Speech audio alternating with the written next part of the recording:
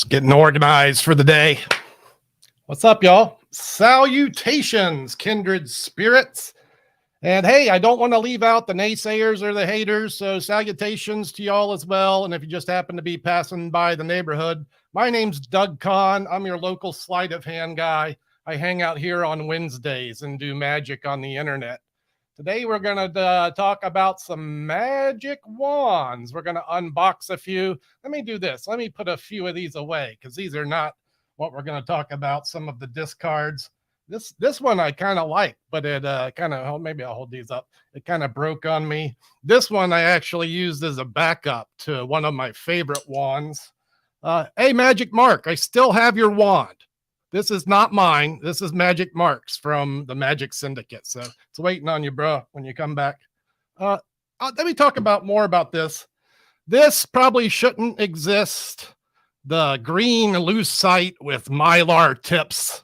It's just a little too enchanting, if you know what I mean. Old Faithful. This is the wand I retired last week. I said, we're done.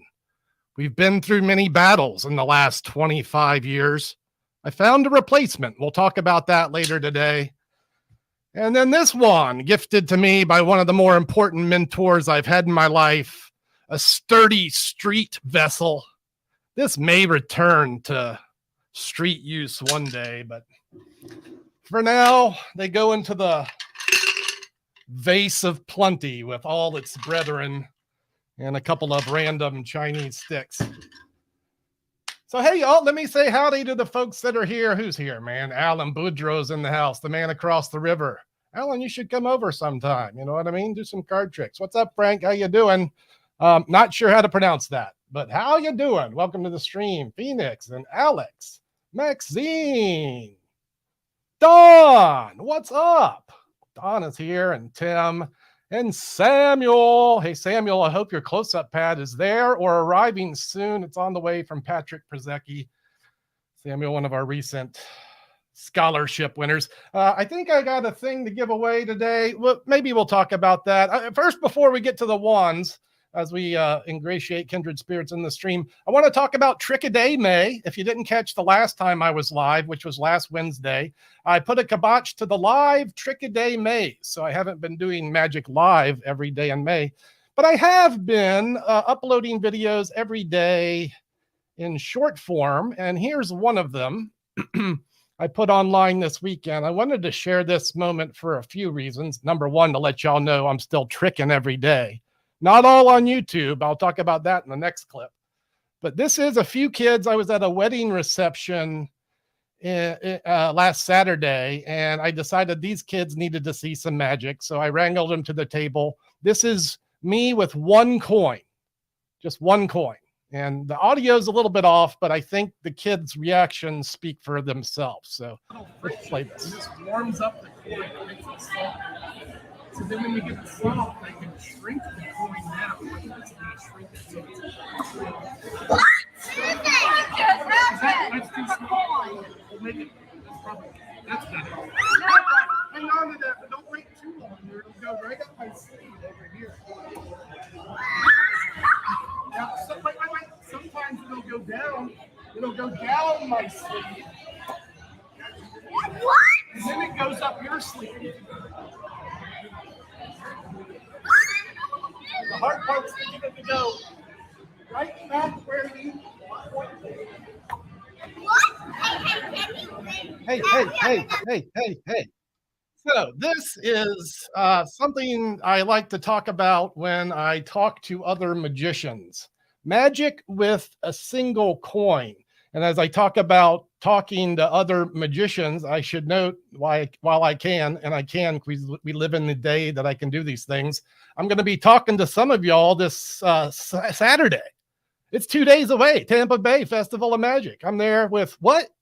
Dan Sperry is on the bill and Jaffo. Also, Eric Olson is there. I know there's some great magicians in the Tampa area as well. Orlando, I hope to see some kindred spirits there. I put the link to this thing. I've been talking about it for a couple of weeks, but there's a link to it in the description of this video if you want to go, check out what's going to be happening in Tampa. I look forward to doing that. Don't want to spend all day talking about that because I have already. But a part of my lecture is talking about the importance of magic with the single coin. If you can be competent in sleight of hand with just one coin, then you can always have the kind of moments or similar to them that you just saw me have with that group of children. A lot of magicians won't pursue coin magic, claiming it's too hard. I would say maybe just learn 2 or 3 simple sleights so you can always be available to provide those memories. It's that moment, just the vanish of a single coin, that got me started in magic when I was a young man. And so, yeah, if you're not doing magic with a single coin, consider that. Gary, I will be there. It will be fun. Yes. Rabbi Yitz, what's up? How you doing? Andy, good to see you as well. Marty Jacobs is in the house, staying up late in the UK. I look to get more of the live performance footage for you all. I just have to have my wife in tow to make that happen. I wanted to show another clip. There's a trick that I have that I posted on. Oh, we can't show that. It's over. Never mind. We're going to move on. It's one of the things I'll be lecturing on. If y'all are just jonesing for more me later, we'll do that. Off. Yeah, there we go. Samuel testifies. All right. I have a list of things. I wanted to talk about another magic event that's happening, and this is not necessarily a happy one, but this is one that I would like to participate in. Oh, Ron's here. Ron, I'll speak to you in a moment. I'm not able to participate in this event. I was invited to, and I'd love to, but I'm going to be traveling to Las Vegas this week. This is June 3rd through 4th. It's the ABC Magic Fundraiser. This is at, well, it's in St. Clair Shores, Michigan. I guess it's happening at the Triumphant Cross Lutheran Church. Check out this lineup. If you are a fan of the stream and a kindred spirit, I think you'll find a few of these faces familiar. Warpo, I'm grabbing this from your page. I hope that's cool. Warpo will be there. Keith Fields will be there. The charming Brit, a fantastic professional.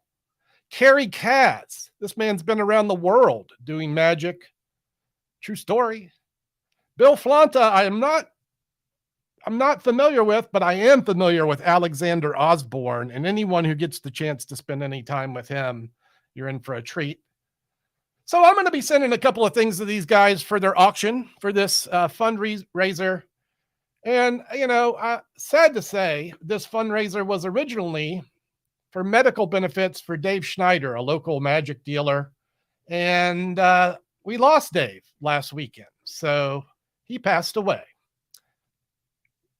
And it's a shame that he's not going to be able to be present at this event to see the love that people are going to share for him. But now that sharing will be a memorial and also to assist with the, you know, expenses and such. And that's happening in Michigan. And you get the chance to hang with some kindred spirits if you're in the neighborhood. So consider that. It's for a good cause.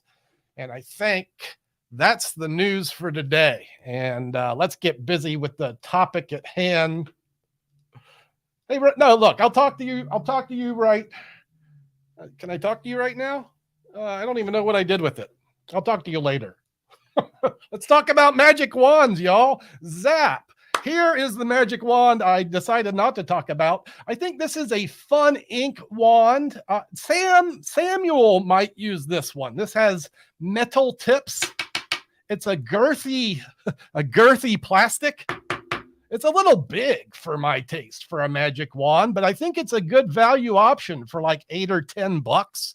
I don't know where you find these things these days, but this is the Fun Ink magic wand, and it's worth noting, but I'm going to put it with his brothers in the wand of plenties. So what I have today is a few wands that are mainstream that you might buy at your local dealer. And this is one that I sold at Con Games, which is a site that I just transformed back to conjure.com. This is the child's plastic wand. And I'm not selling these anymore, as I am trying just to focus on the products that I use professionally and such. I do have a couple beginners item, but I didn't want to discount the plastic magic wand, as it does have some uses that might not be obvious. To demonstrate these, the vase of wands needs to be moved. To demonstrate one of the uses, we'll integrate more plastic, because sometimes magic is not about recycling. So we have all this needs is a little theater, and we'll have some entertainment. But maybe if we added the Harry Potter wand spell, and I don't even know what that is, but I imagine it'd go something like this. Magic Wando Levitatio. And check it out, live on the internet, this wand appears to levitate inside its plastic housing. What is going on here? All right, and take note, this is not a trick I do. This is not part of my repertoire. But as I'm talking about the magic wands today, I want to talk about some things that you might choose to do with them. I think the camera has chosen to follow me. We're sporting our fancy new technology. Oh no, I just stopped it. Okay, that's cool. Here's another effect you can do. You could borrow a finger ring. You put it on the wand. We did magic before we intended to. And then the borrowed finger ring rises up the wand. It rises down the wand. And if you have Gary Kurtz's Unexplainable Acts, what a wonderful book that is, you can learn the effect where a man's ring creeps into the hand of his wife. Well, you'll have to go look up that book. I've said too much already.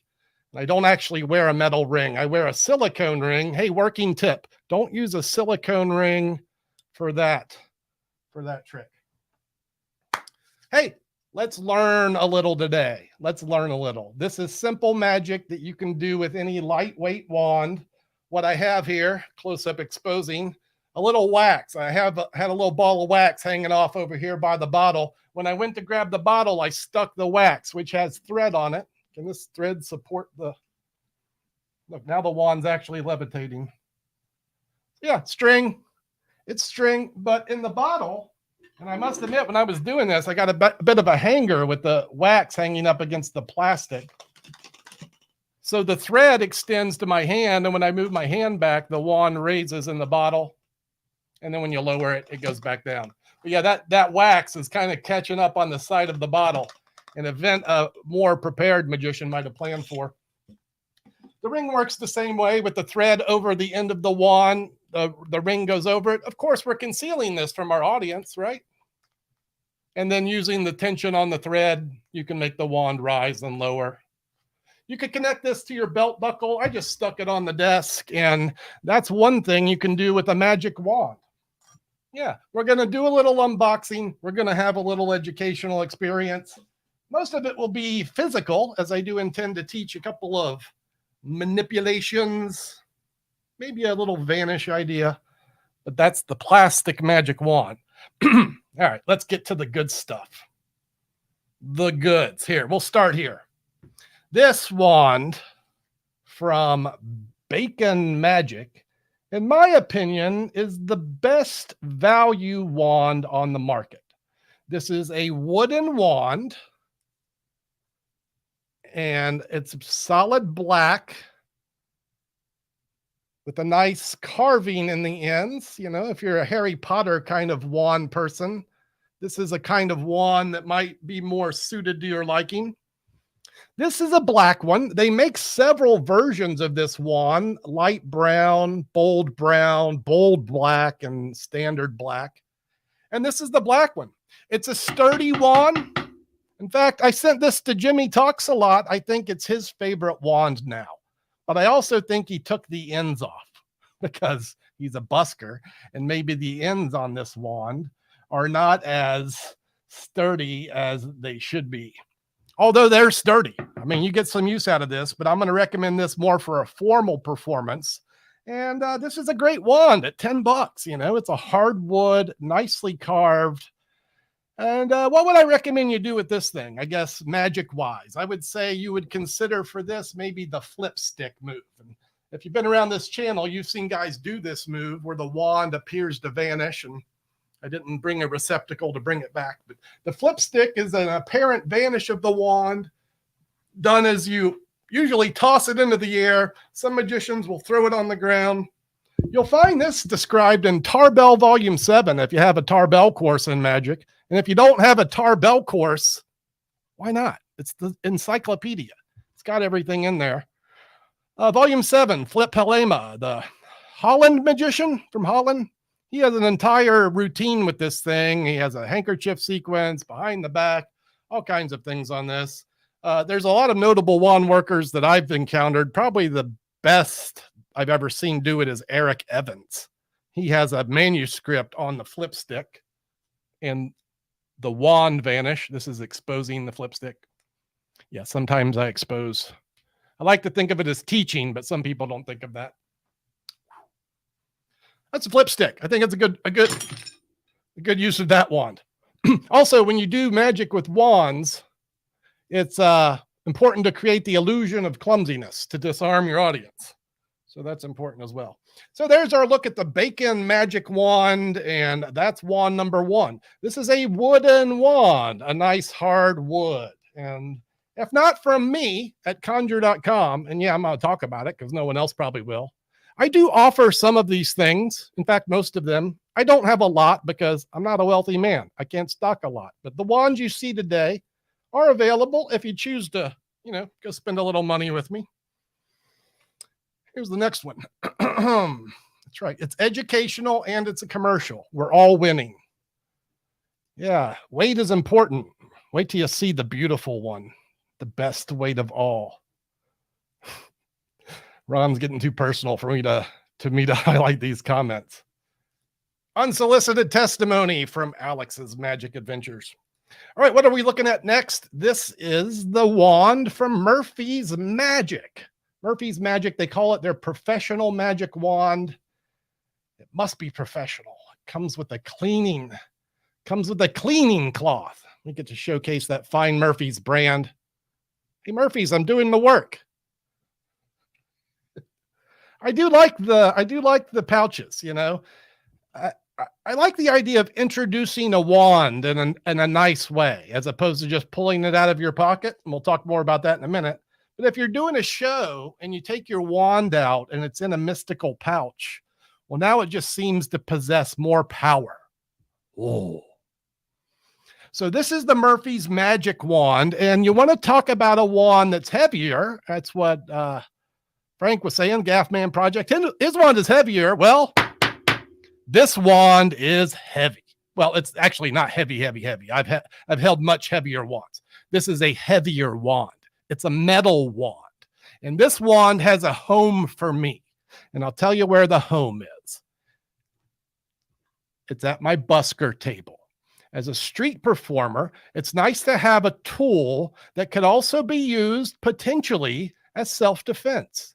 And while I, don't like to associate magic with defending yourself, if you choose to perform as a busker, there will be times when people enter your space and you might need to feel like you need something. And I'm not one to carry any weapons on me, but this is there. Sonny Holiday, Rocky. I remember him teaching my buddy Elliot Gorton street performing. Lesson number 1 from Sonny Holiday, Rocky. Get a good stick. Street performing. So yeah, I would recommend this wand for a busker. Also this, it's not going to break. A solid metal wand, that's not going anywhere. Now, as we talk about wands, I'd be remiss if I didn't talk about their ultimate use. And this is, let me go over here to my cam and get a little better shot for you guys. The main use of a magic wand is for misdirection. And it's generally done to make it, what's the more deceptive when I do a false placement, say. So if I put an object in my hand and then make it disappear, the astute viewer is going to go over here to this hand, which, guilty. I'm just pretending to put the ball in my hand. I'm sure I do it well. I've practiced a lot. I bend the wrist when I catch the ball. I bend the wrist. I roll the hand as though I held the ball because details are important. But all of it's irrelevant when I open this hand and the spectator's eyes go over here if I'm not doing something clever. So this is where the wand comes into play. And this is mainly why magicians use wands, is to make the palming hand more deceptive by flash. don't flash either by hiding the palmed object. So this is actually why I've switched to using red balls for cups and balls to disguise the palmed object, but I didn't think the red would show as well. If you use a dark ball when you're doing the cups, the flashes are not as apparent. So we're learning that as well. And I thank Jared Kopp for kind of endorsing the dark ball. Or maybe you use both balls. Maybe you put the white ball where the red one, and now I digress. But yeah, using a wand, generally you're going to use it for added misdirection, added deception. Although some people like Di Vernon would integrate it into to Vanish itself. Now, this wand's a little heavy to do the Di Vernon wand spin, but Vernon would close over it and vanish it in this fashion. That's a Di Vernon classic, and I probably flashed that because that wand is heavy. But for a busker, hey, I would recommend this thing. If nothing else, pow! Keeps off the drunks. You never know. Truth be told, I've never gotten physical on the street. I tend to use the Obi-Wan Kenobi method. These are not the droids you seek, and they go away. But fact of the matter is, some street guys are just street. And if you're street, well, sometimes you need to defend yourself. So for $15, you can get a solid metal Murphy's Professional Magic Wand. That's the unboxing of that product. How are we doing so far? I'm about to introduce you to the wand that changed my mind about Old Faithful, the one that's now living over here. Y'all have seen me use this wand a lot in my day. It's a good one. Metal tips. Found something better. Here's what it looks like. So, this container houses the J&L wand. Let me say hi to the late students. Hi, Jacob. I hope you brought a pass.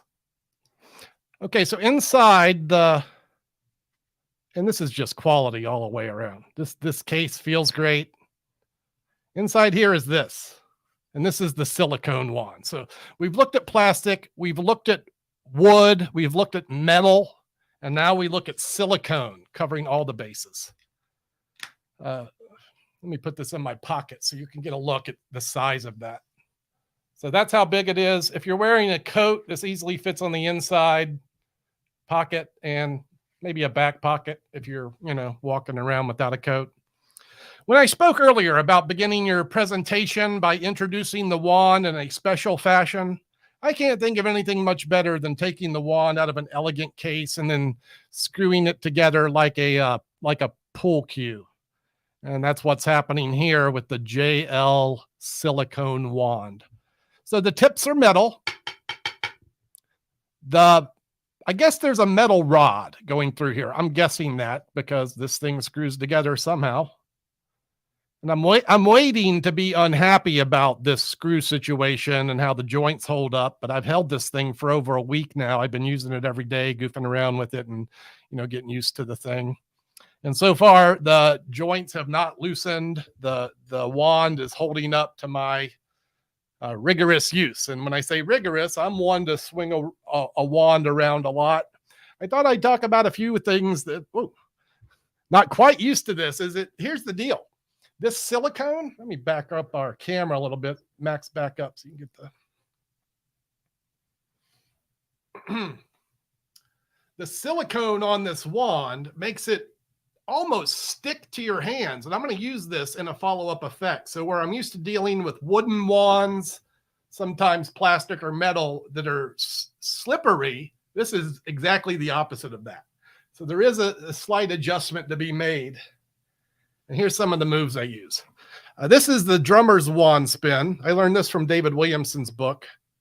This is advocated because you can do it with objects palmed. So if I have a ball palmed in my hand, finger palmed, I can still execute that drummer's wand spin, creating an air of emptiness. And this would generally follow a false placement. I give it the spin and then the ball appears to vanish. That's done just by kicking the wand around the tip of your thumb. It's just let's stop this motion. So the thumb kicks it around the second finger kicks it around the thumb. Is Google drummer's wand spin. That's how you do that.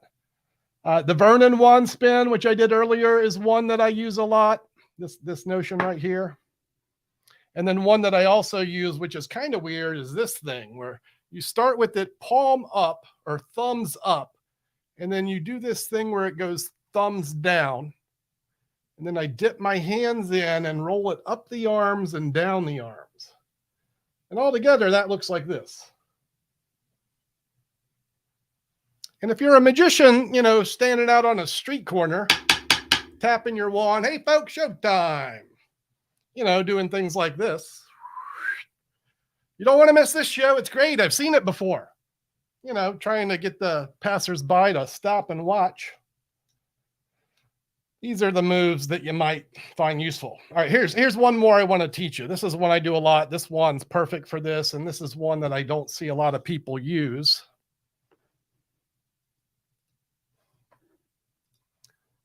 Michael Lawrence wants to know about rope. White. Use white. Rope's white.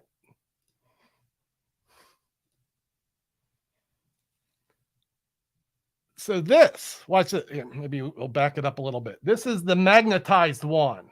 Fingertips only, touch the wand, and then right at the fingertips, this thing adheres. Almost as though levitating. So we're going back where we were at the beginning with sort of a levitating wand situation. Oh, that's right. Ira got one. I wonder, why did Ira say can't wait? Ira ordered one of these when I got him in because he's a smart person. You're going to love this thing, Ira. It is beautiful. The weight is beautiful. I'm telling you, this thing's perfect. Now, these come in different colors, white and red. Those retail for $25. For some reason, their black wand is $60. Now, again, not being a man of immense wealth, I just ordered a handful of the red ones. I'll probably stock all of these colors because, number one, I want them all. And number two, maybe you will too, you know. So here's the deal on this levitating wand thing. We start with the fingertips of the first finger and the pinky. And what they're doing is just what you think they're doing. They're on the outer end of the wand. The real key here is the birdie finger, this one. It's pushing down and then towards me. So it's pushing, I guess, towards the tips of these two fingers. You can see the pressure as the skin is turning white there. So it's this finger pulling in towards these two tips on the outer end of the wand that makes it appear to adhere to your fingertips. Now, when I'm doing this, I'll goof around with it a little bit. And let me, again, we're still getting used to our tech here, but I want to get you kind of a shot of what you might see if I'm performing it. So I'd say, let me get a little friction here. If I get it just right, we can make the, whoa, come on. And then you try and catch it. Like it's, or you do this. You could do this. You could say, let me try this balance. I've been trying to balance it on the tip of my finger. See if I can just get it balanced right there. Holy cow, what's going on here? Come here. So that's the magnetized wand, I guess, if there's a name for it. And that's what that looks like. And maybe that's something that you can add to your toolkit. Wow. I think I'm done talking about wands. We talked about plastic, wood, metal, wand flourishes, gimmicks with wands, using wands in its most important form, whacking drunk spectators, but also for concealing our palms. And as an introductory course, and maybe for someone that's looking to invest in a new wand, I think I've done my job here today, unboxing magic wands. At this point that I turn my attention to the chat, find out if you guys have any questions for me, if I missed anything that I need to talk about. And then I'll loosely be wrapping this up as I do have a lot to pack still. Shall we? Let me give myself a minute. I'm curious if I can share a Facebook reel on here. I was mentioning earlier how I've been doing trick-a-day maze every day, but not always. Oh, they do have a Reels tab here now, but not always on the platform on YouTube. One of the reasons is YouTube Shorts does not allow videos over 60 seconds. And Instagram Reels allows 90 seconds. Facebook Reels allows 90 seconds. And TikTok now 10 minutes if you want. So sometimes I post things there that don't make it to the short platform. Nope, that's not what we want. I've kind of talked about this trick before, but this is one of the tricks that I'm going to be lecturing on. I think what I want to do here is give this away. In fact, what I have here is a whole lecture package I'd like to give away. We've got 50 of you that have been kind enough to hang around. I'm going to give back a little bit. Plus, I'm going to give Ron a present. I didn't want everyone to be jealous. Let's first take a look at the trick I'm going to give away. Is it here? Yeah, sure. This is Frank Castle's handling of sympathetic cards. Oh, here it is. 1 minute and 17 seconds of your life. Today I have a tale for you, a story of 4 identical jacks and their quadruplicate twin brothers. Yeah, that's how it goes. They once performed the legendary jumping jack act. Now, watch in sympathy as a face-up card goes off the face-down pile, influencing the face-down cards to turn face-up, and yeah, vice versa. A face-down card off the face-up pile influences the cards to turn face-down. This is the sympathetic jack act as it was performed for many moons, and it was successful until some of the cards started joking around. They were able to influence other cards to join them. Now, some were reluctant to turn, but in the end, a jolly bunch of jokers, although the jacks did have a plan, and they thought with a little influence, they could change the jokers back into jacks, and that plan worked for a while, but ultimately this act was doomed for failure, for not were only these cards a bunch of jokers. Heck, all the jacks ran away and joined a hippie commune. So yeah, the act never really amounted to much. That's my story. I'm stuck with it, and hey, hope you liked it. Well, that's the kind of entertainment you get when your short platforms allows me more than a minute. That's one of the things that I'll have available at my lecture table. In addition to Khan's Palm, what did we just look at? We just looked at sympathetic cards. Khan's Palm is a new release I've talked about here. That's my handling of the invisible palm. You're going to get that. Also, a plastic surgery and bicycle. I do sell these at lectures. This is where the card shrinks. I'm going to send you one of those. And this is my lecture note. Advice from a con man. This is a package that includes video tutorials, 2 sets of notes. It's got a gaff card and a sticker. That's an action-packed electronic value. And hey, look, I get to send it in an envelope, so I don't pay, $38 for international shipping to whoever wins this. And speaking of winning, let's get the giveaway tool up on screen because we're going to give away that package today. Now, if you have this already, because I have given 1 or 2 of these away, maybe don't. That's not what I want to do, is it? There we are. If you have sympathetic cards, some of the other stuff, just don't even enter. But if you want these things and don't have them, the giveaway is this. We'll just use my name, Con, C-O-N-N. We're going to give this 2 minutes to type the word con in. If you want to do that now, then, maybe you can win a little lecture package. It's a $360 value, actually. And I am actually a pathological liar. But not really. I love that joke. No one ever laughs at that joke, but I love it. This is a win for me when I can send potential international prizes for like $2 or $3. I sent a package to channel member Tampa. He's been hanging out on the Discord showcasing some fantastic card work. I thought he needed some gaps in his life, so he's got a package coming his way. I had someone ask a question about a good book for wand work. Can I suggest one for wand handling? I mentioned Eric Evans' book work. He published something called Wand Work. It's a good one, but good luck finding that. So I can suggest it, but you probably won't find it. Tarbell Course is a good candidate, actually. And maybe also the Mike Amar books. He teaches some really good wand stuff. The Vernon wand spin in particular, and some other wand vanishes. The Magic of Mike Amar will have that information. Hope that helps. I don't know, Doc. Je ne sais quoi. I would type it, in or twice. I don't think it matters. Yes, indeed. Pretty soon it's going to be all digital, and I'll be able to transfer the magic through the. Never mind. I don't even know what I'm talking about.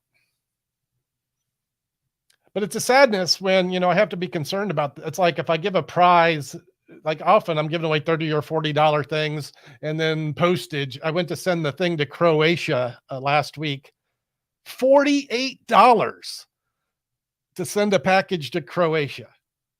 I got that down to 28, but man, 48 was like a dagger. You're close there, John. You want me to give you another minute, see if you can get it right? Good luck, everyone. I'm going to draw for this thing. Good luck.